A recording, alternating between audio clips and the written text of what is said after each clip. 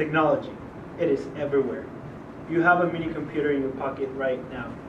But with all this technology, we haven't really found a way to treat one of the most common diseases, that is cancer. I am an engineering student here at Ohlone College, and I've been fortunate enough to meet countless people in the industry, and some of them even have patents to their name. One of those individuals is Stephen Moore. He contributed on the Varian Truebeam IMRT. IMRT stands for Intensity Modulated Radiation Therapy. Today, that machine has the implications of the first vaccine in the radiation therapy world. Today, I'll talk to you about the history of radiation therapy, the cost and how the machine works, and the impact of that technology on the radiation therapy world. First, let me talk about the history. Wilhelm Conrad Röntgen was a German physicist that introduced the idea of the X-ray in 1896. X being the math term for the unknown. Of course, nowadays we know what the X-ray's wavelength is, but at the time they had no idea.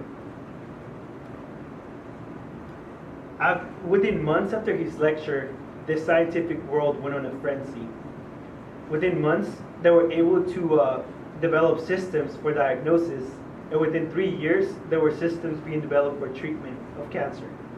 Ironically, in the 20th century, we found that radiation therapy can cause cancer as well as treat it.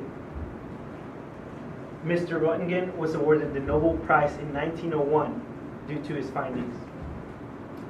Now, I would like to discuss with you two types of radiation that I would like to concentrate on.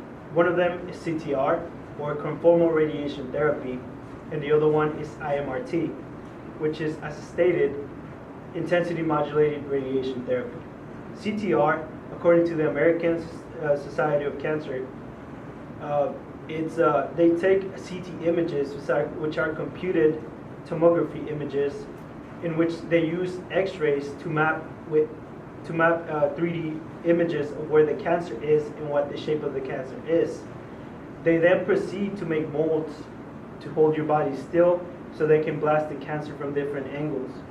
That machine, as you later will find out, has a big mistake error. Like the molds they make they miss by a couple centimeters, which make a difference, as I will later illustrate. So, IMRT, it's very similar to CTR, but the only difference is that even as they blast the photon beams from different angles, but they're also able to modify the strength or the intensity of the beams.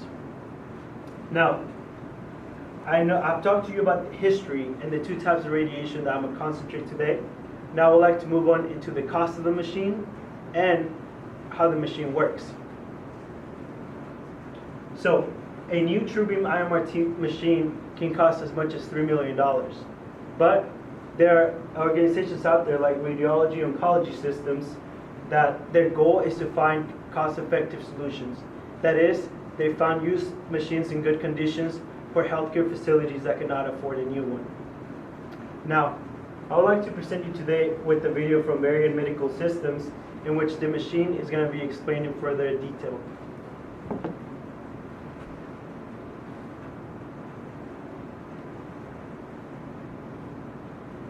These radiotherapy systems also offer a variety of treatment options. Intensity modulated radiation therapy, or IMRT, and rotational arc therapy, such as rapid arc and gated rapid arc, are some of the latest innovations. They deliver radiation directly into the target area from multiple angles with sub-millimeter accuracy. The beams are precisely sculpted to match the shape of the tumor so that they treat it while minimizing exposure to surrounding healthy tissue.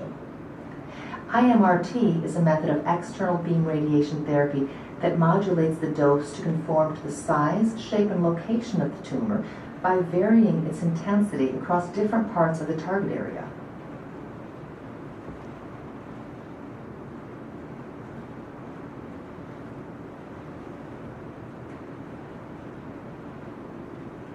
Okay, I understand that all this science talk and all doesn't really get you interested or even excited about this new technology.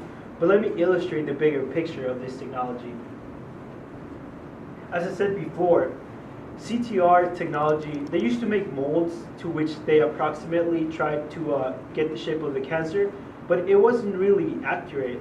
And even a couple centimeters of the margin of error can be a lot when it comes to radiation, because the more normal tissue you're hitting with radiation, the more the recurrence of cancer can happen, which is a lot. It's really counterproductive when it comes to treating cancer. You're basically changing one type of cancer for another. Now, Stephen Moore is the one that created this technology, in which, as you're able to see in real life, this leaf system or the plates are able to mold themselves to the cancer, and the accuracy is pretty impressive. It's sub-millimeter accuracy, which is the best thing in the market nowadays. And it is well known that this machine, all types of cancer have gone up because the technology has gotten better, and I can really find a correlation between this machine and the types of survival rates going up.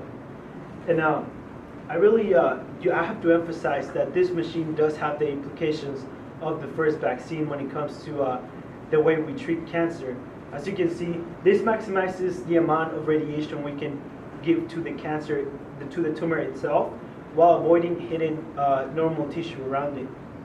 Now that you had a glimpse into the history, the technology, and the impact it has on the cancer treatment world, hopefully you're inspired to make this world a better world.